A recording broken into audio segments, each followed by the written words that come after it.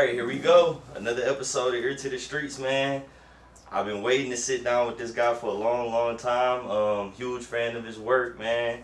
Appreciate it. The entrepreneur, the legend, the rapper, the director, it just got wear so many hats. I don't know what's going on with you. What's up, my brother, man? Thank you for having me, man. I appreciate it.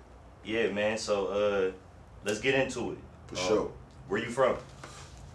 Detroit. I'm originally from Detroit, 17,000 block.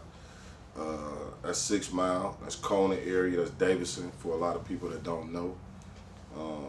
That's 17,000 block. That's the Eastside. Where'd you say that was? That's like Conant. That's Conant Gardens, like 6 Mile, and Davidson, like maybe a mile east of I-75. You know what I mean?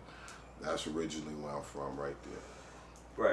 Right. And I will say that honestly, that's like a legendary part of 6 Mile. Probably one of the more overlooked parts of 6 Mile. Yeah. Not a lot of notable people from Detroit from over there. Yeah. What was that neighborhood like? Cause you grew up in the '80s. What was that neighborhood like before the crack era?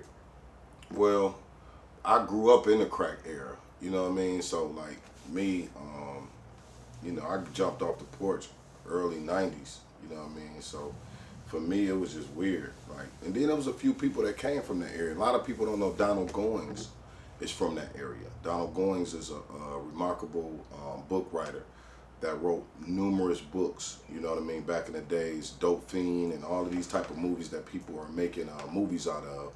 He actually wrote the books, you know what I mean, Horn, all that type of shit. So yeah, he from that area too. Donald Goins, big shout out. A lot of people don't know that. Okay, you know that's dope. That's dope. Yeah. So let's talk about like some of the hobbies that you had like as a kid. Like did you rap when you were a kid? Or? Yeah. I've been rapping, man, since I can remember. My first time rapping, I was in elementary school. It's in my book coming up. I still remember it like it was yesterday, rapping, for a crowd on the playground and shit, and I was rapping to myself in the corner, right? And a parent seen me rapping and he decided to put me on his shoulders. And he said, look, this is little kid rapping, y'all. And he put me on his shoulders and I started rapping for the whole school, like yard, playground. I started rapping for the whole crowd. And the crowd started going crazy. Like it was my first show. And I had to be every bit of 8, 9 years old. You know what I mean? I still remember that. And one of the reasons I remember that is because at the peak of that whole situation, it was a young girl named Paulette, still remember her name. She liked me. And she said, I don't know why y'all screaming and hollering. Look at his socks. And she took my shoe off. And my shit was like triple black. I'm talking about like black as your pants. It was like, it was crispy. You know what I mean? The socks was crispy. You remember how we was kids, we used to wear them motherfuckers until them bitches stood up by themselves? It was one of them days. And as soon as she did that, the whole crowd went, oh, and the father went, yo, put this nigga down. And the whole crowd disappeared. Man. But I never forget that one moment, that element, and that was the spark for me. That was all I needed. Right. So, like, yeah, you had like a different type of upbringing, like, cause you jumped off the porch like pretty early. Like you said, you grew up smack dead in the middle of the crack era. Like, yep. What was like your upbringing like? Like, what was your adolescence like? Shit, hard than a motherfucker. I'm one person that know every emotion that you could think of. I have lived that. I've been on my own since I was 13. I went into foster homes from 13 to, 18, 19 years old. And, well, I wouldn't say that. I was in a foster system. But I've been on my own since I was 13 years old. Living in abandoned houses, dope houses, empty houses. When I say empty houses, I'm talking about no windows, no doors, no electricity, no water, shitting in the bag. You take a grocery bag, you get a crate, and you sit on that motherfucker in the morning, shit, tie it up, throw it in the back. Warm, the heat is kerosene heaters, and you would cough black shit up, you know what I mean? Because the kerosene was not healthy for you. And fucking water, you would go over your friend's house in the morning and wash your nuts. Right. So that was my real life every single day. Right. So you Facts. said that you sold dope from 13 years old to about 2 years old. Yeah, I sold dope for many years. Shit, all of them too. You know what I mean? For weed, crack, heroin. My main thing, you know, once I started seeing money was heroin. You know what I mean? I got real deep in the heroin game, and yeah, you know, it was serious. Right. So what are some of the things that you went through, like in that during that time when you was in that life? You really want to know? Thumping a nigga. What I mean by thump a nigga, the heroin game is so deep to where it's in. A dope fiend need his fix. Put in his needle, he mixes shit up, he can't find a vein. So I was the type of nigga that'll thump a dope fiend. You know what I mean? I'll thump your ass. You know what I mean? If you couldn't find a vein and you needed somebody to thump you, I'll thump you.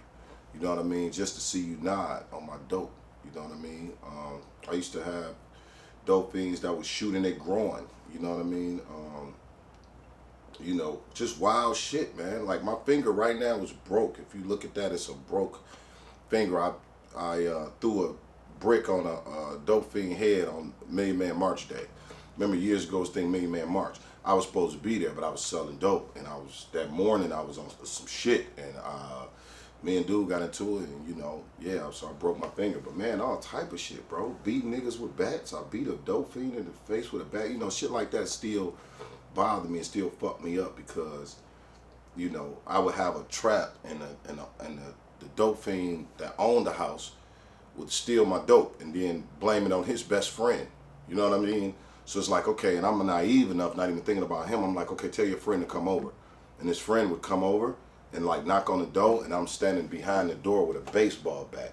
And I literally, as soon as he opened the door and it's like, hi, I came across this motherfucker head, and you could hear like a fucking baseball to his fucking head, and he fell out right there. And I just started going crazy on top of this nigga, like breaking his arms, fingers, everything just going across this nigga body. And you know, shit like that, man. It was dark, bro. I had a dark, very, very extremely dark, you know, come up, man. You know what I mean? For real. Feds, indictments, you name it. Right, right.